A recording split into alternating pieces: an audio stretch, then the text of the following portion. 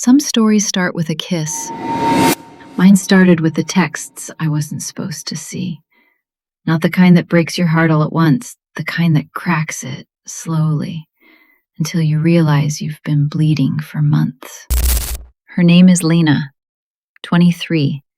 Fresh out of college, the new intern at our firm, still naive enough to think people mean what they say. She was sweet, enthusiastic, asked good questions, stayed late to finish her tasks. I liked her. 3 weeks into her internship, it was one of those bitter November evenings. Mark was driving me home from work when we saw her. Lena, walking along the main street in nothing but a thin trench coat, no gloves, no scarf, her breath visible in the cold air. I offered to give her a ride home.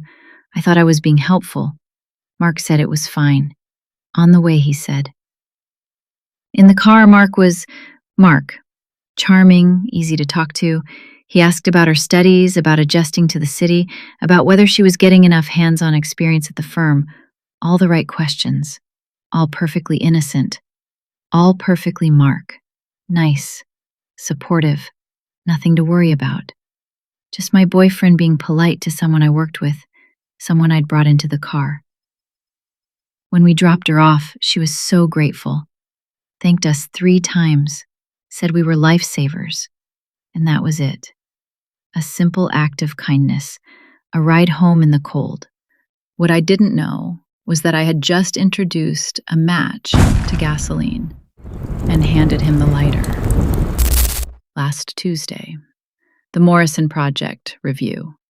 Internal meeting. Just me, my team, and our boss. A commercial building design I'd inherited from a senior architect who quit mid-project. A months of 10-hour days, fixing the messy model, redesigning floor plans that didn't comply with the building code, cleaning up mistakes I didn't make. The numbers were brutal. Hours had tripled, budget was blown, and we weren't even close to finished. My boss wanted answers, and I had them.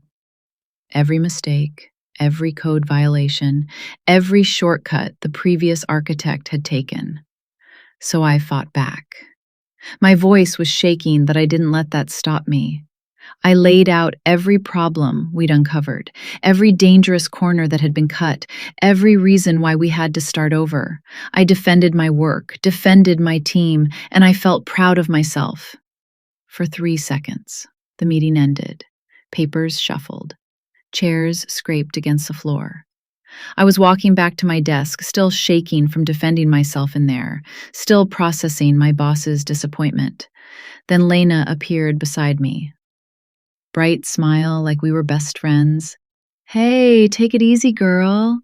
It's just a job. Her voice was sweet, caring even, like she was trying to comfort me. Then came the part that made my blood freeze. Your boyfriend's right, you know. He said you're super sensitive about stuff. That you once cried over a coffee cup at home. She laughed, not cruel laughter, friendly laughter. Like we were sharing a funny memory. Like my pain was relatable. She thought she was being kind. She thought we were bonding. She had no idea. She'd just shattered something inside me. How did she know that story? When did they talk about me? And why had my most vulnerable moment become his small talk? That night, I asked him, "Have you been talking to Lena?" He didn't even blink. "Oh yeah, ran into her at the coffee shop near your work. Totally random. She asked about portfolio layouts." Then came the twist of the knife. "Why? Are you jealous of a 23-year-old? That's not like you, Clara." And there it was again, that quiet shaming, that invisible bruise pressing deeper, making me feel guilty for asking, for caring, for noticing. But I pushed further. "Why did you tell her about the coffee cup, about me crying?" He rolled his eyes. "God, Clara, it was just a joke. You're so defensive all the time. You're reading into things again. I was just trying to make her comfortable, lighten the mood." I stared at him, not understanding why did making me the punchline make her comfortable? And why did he need to make her comfortable at all? Later that night, while he was taking a shower, I did something I'd never done before. Something that made me feel like the villain. I checked his phone. His texts with her were sparse, careful. Hey, how's your day? Thanks for the advice. Nothing obvious. Nothing damning. He's smart when it comes to covering his tracks, but my gut kept screaming something was wrong. And gut feelings, they don't lie. The next day, fate handed me the truth. Lena was at her desk, listening to music from her phone. Then she got called into a meeting, left in a rush, music still playing, screen still glowing. I stared at it, my heart pounding in my throat.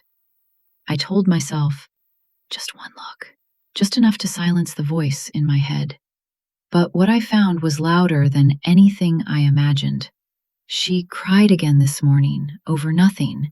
I should start keeping a scorecard. She's so intense. Everything's a big deal. I miss when she used to be chill. And then, the one that shattered me. A photo of me, asleep, sent to her. Captioned, "She sleeps like she argues, dramatically." I wanted to scream, or disappear, or both. But instead, I froze. Just stared at the screen like it might undo itself. My face, my body, my vulnerability, used as a punchline. And then I did what I always do.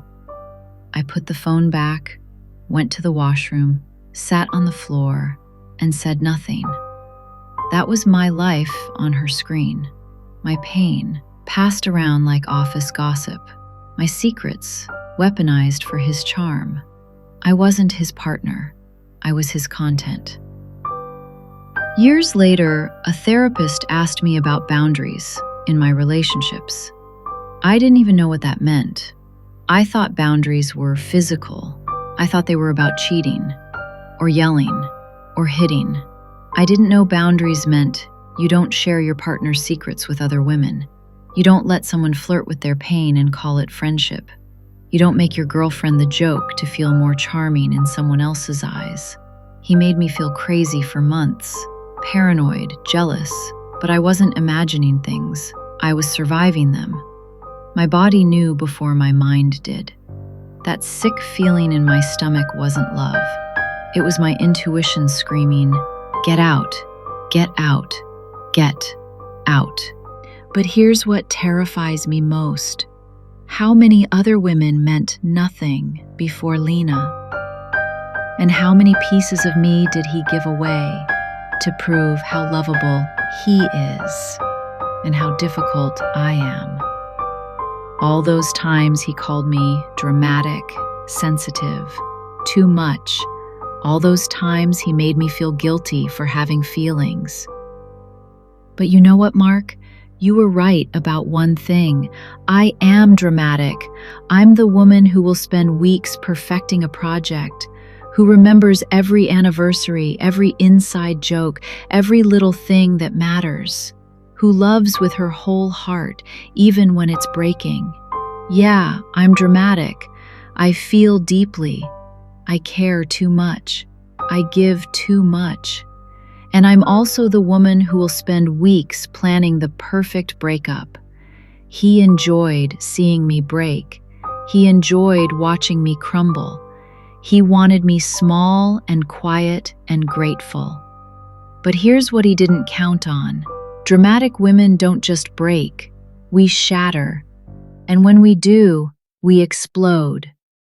He thinks I'm dramatic? I'll show him dramatic.